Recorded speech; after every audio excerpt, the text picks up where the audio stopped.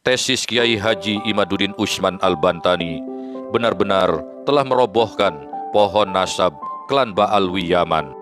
Bila mengikuti paparan Kiai NU asal Banten ini dalam podcastnya bersama Roma Irama, maka tergambar bagaimana kebohongan demi kebohongan telah dibangun oleh para pendahulu klan Ba'alwi Yaman dalam menyusun bangunan nasab mereka.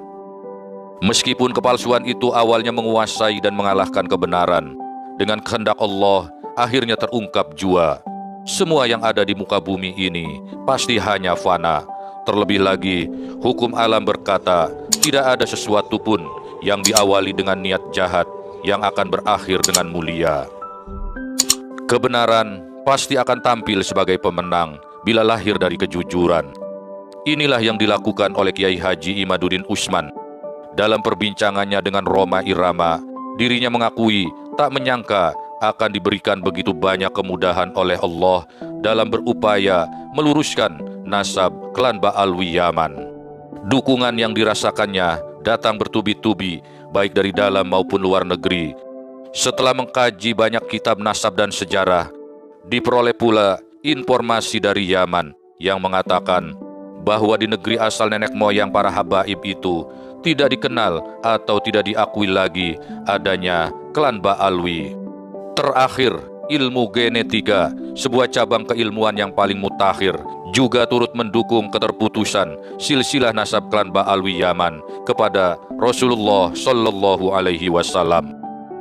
Tumbangnya pohon keluarga besar para habaib ini seakan mengulang sejarah Bani Ubaidillah Al-Mahdi, pendiri dinasti Fatimiyah yang pernah melakukan kebohongan besar selama hampir 200 tahun atau 2 abad dengan mengaku-ngaku sebagai keturunan atau juriyah Nabi Muhammad Sallallahu Alaihi Wasallam. Ubaidillah Al-Mahdi merupakan khalifah pertama sekaligus pendiri Daulah Fatimiyah. Ia memerintah selama lebih kurang 25 tahun.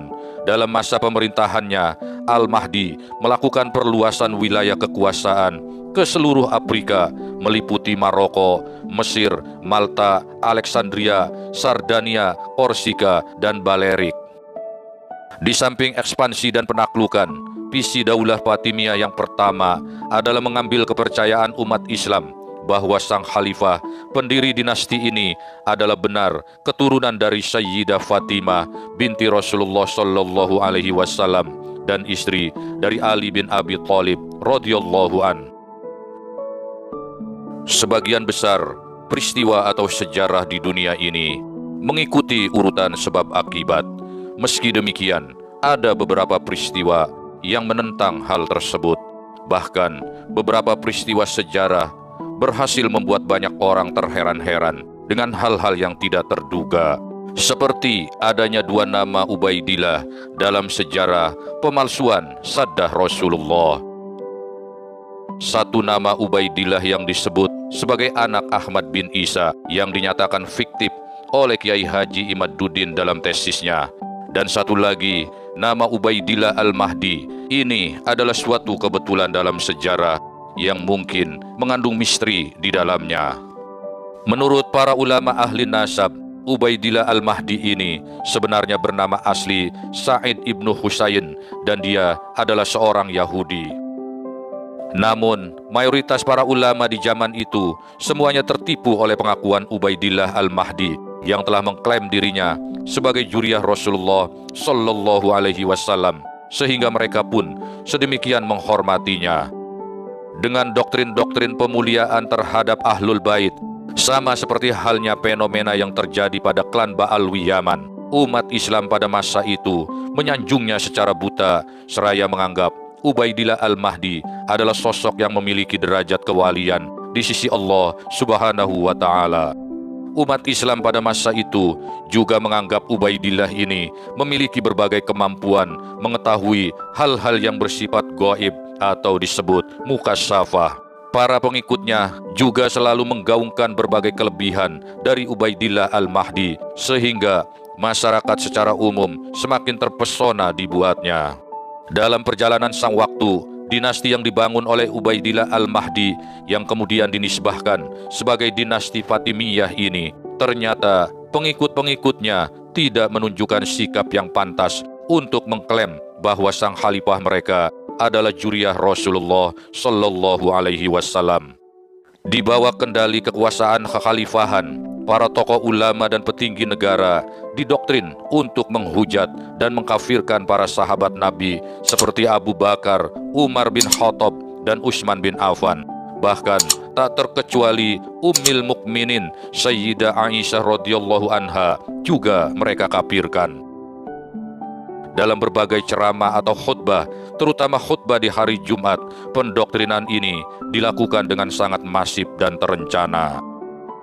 Akhirnya terungkap bahwa doktrin agama yang didakwahkan oleh Daulah Fatimiyah memang adalah ajaran Islam menurut paham Syiah Ismailiyah yang bahkan ditetapkan sebagai mazhab negara di kala itu.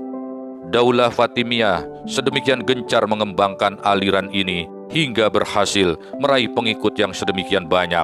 Inilah era kebangkitan dan kemajuan mazhab Syiah Ismailiyah.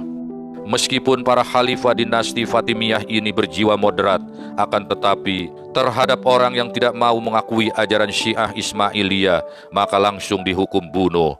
Bahkan di masa kekuasaan Khalifah Al-Hakim sebagai cicit dari Ubaidillah Al-Mahdi memerintahkan agar di semua masjid, pasar, dan jalan-jalan ditempelkan tulisan yang mencela para sahabat Abu Bakar, Umar, dan Utsman radhiyallahu anhum. Penyimpangan yang terjadi di masa dinasti Ubaidillah atau Daulah Fatimiyah ini membuat kegusaran di kalangan para ulama. Salah satunya adalah Imam Al-Ghazali, pengarang kitab Ihya Ulumuddin. Ulama lainnya adalah Sultanul Aulia Syekh Abdul Qadir Al-Jilani, sang penggagas Tarekat Qadariyah. Imam Al-Ghazali bahkan terlibat langsung dalam perdebatan-perdebatan dengan para ulama dinasti ini dan memberikan kritik dalam buku-bukunya. Disampaikan oleh Al-Ghazali dalam kitabnya Ihya Ulumuddin dengan mengatakan bahwasannya di antara ujub adalah ujub dengan nasab yang mulia sebagaimana ujubnya Al-Hashimiyah.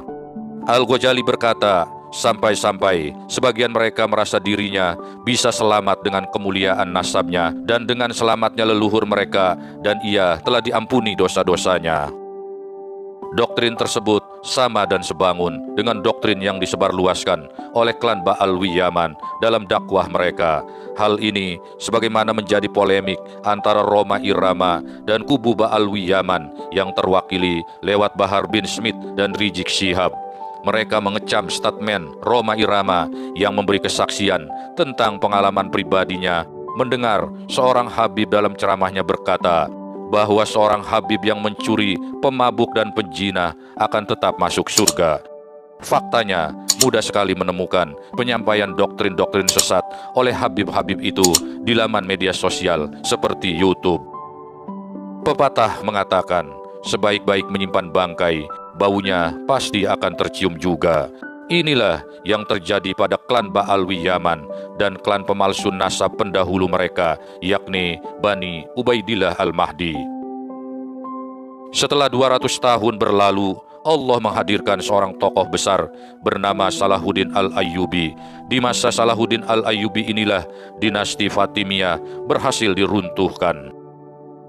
Salahuddin adalah panglima Islam dalam perang terdahsyat dari seluruh rangkaian perang salib, yakni Perang Salib III yang terjadi antara tahun 1187 hingga tahun 1192 Masehi, yang dengan gemilang dapat merebut kembali Yerusalem dari tangan kaum Kristen Eropa. Salahuddin Al-Ayyubi kemudian mendirikan dinasti Ayyubiyah. Salah satu jasanya yang hingga kini dilestarikan adalah perayaan Maulid Nabi Muhammad Sallallahu Alaihi Wasallam dengan tradisi pembacaan kitab Al-Barjanji yang dikarang oleh seorang waliullah bernama Syekh Ja'far bin Hasan Al-Barjanji. Para penganut Syiah Ismailiyah beberapa kali melakukan usaha pembunuhan terhadap Salahuddin Al-Ayyubi. Mereka tentu tak rela kebesaran Daulah Fatimiyah diruntuhkan. Terlebih lagi, pohon nasab pendirinya, Ubaidillah Al-Mahdi, juga ikut dirobohkan. Perasaan yang sama sangat mungkin pula dialami oleh para klan Ba'alwi Yaman. Mereka sangat tak rela tesis Kiai Haji Imaduddin Usman Al-Bantani telah mengguncang klan mereka, terlebih lagi akan merobohkan pohon nasab yang telah dibangun sejak berabad-abad silam. Para pendukung tesis Kiai Imad harus belajar dari sejarah dan jangan melupakan sejarah, karena sejarah itu pasti berulang dengan aktor yang berbeda. Sulit dimungkiri, nasib yang sama sepertinya akan menimpa klan Ba'alwi Yaman. Dinasti Fatimiyah yang mengklaim dirinya sebagai keturunan garis lurus dari pasangan Ali dengan Fatimah akhirnya roboh tak bersisa. Namun demikian, masalah nasab keturunan Fatimiyah ini masih dan terus menjadi perdebatan di antara para sejarawan. Dari dulu hingga sekarang, belum ada kata sepakat di antara para sejarawan mengenai nasab keturunan ini. Sebagian menganggap sebagai suatu kebenaran dan yang lain menganggap sebagai kepalsuan. Demikian pula lah yang terjadi pada klan Ba'alwi Yaman. Meskipun tesis Kiai Imaduddin Usman Al-Bantani telah memberikan data dan rincian fakta ilmiah yang sedemikian terang benderang, namun tetap saja masih banyak pihak yang meragukannya. Bahkan pihak yang meragukan ini juga tak segan membantah penggunaan tes DNA untuk membuktikan ketersambungan nasab klan Ba'alwi Yaman dengan Rasulullah Shallallahu Alaihi Wasallam. Semoga narasi singkat ini dapat membuka mata hati segenap umat Islam untuk melihat fenomena ini dengan hati dan pikiran yang jernih. Jangan sampai tertipu oleh cinta yang salah alamat alias cinta buta. Mari rapatkan barisan. Sejarah mencatat bagaimana Salahuddin Al-Ayyubi harus menghadapi ancaman pembunuhan dari klan Ubaidillah Al-Mahdi. Tak menutup kemungkinan hal yang sama terjadi pada Kiai Haji Imaduddin Usman Al-Bantani. Terima kasih telah membantu, merawat, menjaga, dan membangun channel ini dengan menekan like dan subscribe. Tinggalkan atensi di kolom komentar. Sampai jumpa.